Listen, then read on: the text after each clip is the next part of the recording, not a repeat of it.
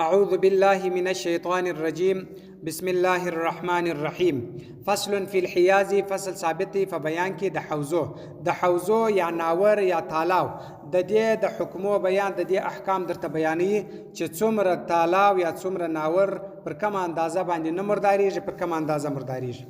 الحوز حوز چې اذا وخت کان کچیر و 20 فی 20 لس غزه په لس غزه کې هر طرف ته لس غزه یعنی 4 په 4 کې د لس غزه ولو به ذراع په قصر الکرباسی د کرباس ټکر چې و دا کرباس دا یو قسم سخت ټکر و چې د پاره د پردو یا د پاره د کالو استعمال دی کلک ټکر ولو فهو دا چې دی کبیر غټ دی دغه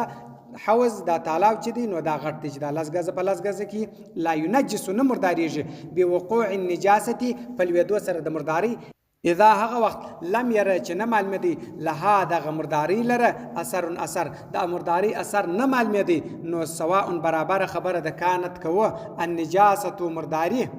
مرئیتن لدونکه و او لم تکن یا نو مرئیتن لدونکه یا لدونکه و یا نو یا دی و چې پسترګو معلومېدل یا نه معلومېدل و بعضی علما بیا وایي قالوا وای يتنجس مرداریږي ما هغه حول نجاست چې شاوخوا د نجاست دی چې نجاست پر اګرځېدل دی دغه اندازه چې دا مرداریږي مقدار الحوز په اندازه کې د حوز صغیر د کشنه هغه حوز چې هغه کشنه حوز وي کشنه تالابي. وبعض المشايخ البخارا او بعض مشايخ د بخارا وای جعله ګرځول دي کلمه الجاری دا دی بولی وای لکه ما جاری لکه پاغه او جاری او بو کې چې مرداری پرتاوي هغه وب پر بیږي هغه وب نه مرداریږي نو دا هم نه مرداریږي ولی چې په دې کې خوان ورانګو بینه ښکارا بس دا وب نه مرداریږي وتوسع او توسع کړه د پراخه کړه د پدی په کې لعموم البلوا د وجه د عموم البلوا دې توای چې خلکو چاره د دې سنوي خلک په دې کار کې گرفتار وي. ويبني بناكير على هذا پردې باندې مسائل من هذا ديسه اذا هو غسل كبريمنزي وجهه مخ في حوز په حوز کې مخ پريمنزي كبير په غټ حوز کې فسقط من غسالتي نو توس ولې دغه د مخ او به هغه مستعمل او به په الماء په وو کې دا د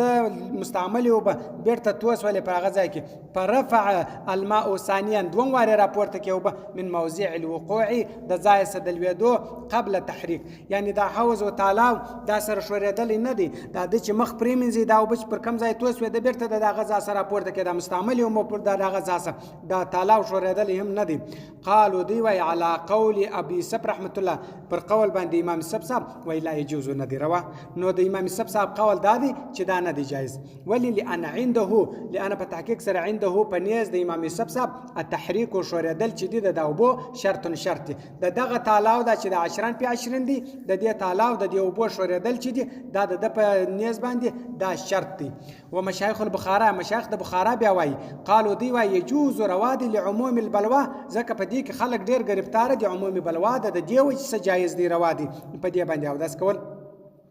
وعلى هذا پردې باندې القياس وقياس دي ما هغه اذا كان چوي الرجال خلق صفوفا صفهم ناس يتوزعون او دس کوي من حوز كبير دی وای پردې باندې قياس لکه پر یو تعالی باندې چې خلق ناس و ډیر خلق او د هغه او دس تازه کوي جاز وای دا روادي نو چې دا جایز دي دا غو وای جایز دي. وفي اجناس ناتفه فدې کې وای ان پتاکیک سره من اغتسل کچا غسل وکي من حوز كبير د غټ حوز سره فللآخر د پاره د بلکس انداد يتوزع چې داس تازه کې په ذلك المكان په دغه ځای کې وليس ندي للرجل د پاره د رجل اندای توزع چې داس تازه کې یغتسل هغه غسل وکي په حوز كبير په غټ حوز کې بناحيه الجيفه په هغه طرف کې د مرداري ګوره مرداري په حوز كبير کې ستا حالت کې پرتا ده خو په هغه طرف کې چې مرداري پرتا ده د هغه طرف سدينا او داس تازه کې نه په طرف کې غسل کوي او نور بیا چې دی په طرف کې بیا جایز دی روا دي.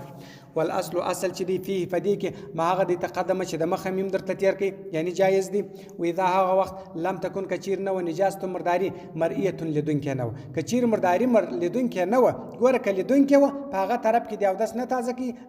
په نور طرفو کې جایز دی او کنه ولدون کې يجوز روادي مطلقا کمرداری دی مرداری ولکه بولی وري لسی وس بولی خو بو کې نه معلومیږي نو په هر طرف کې بیا مطلق د دی وبوسه او داس تازه کول یا پاکي کول دا جایز دی روادي. صدق الله العلي العظيم وصدق الرسول النبي الأمي الكريم ونحن على ذلك من الشاهدين والشاكرين والحمد لله رب العالمين.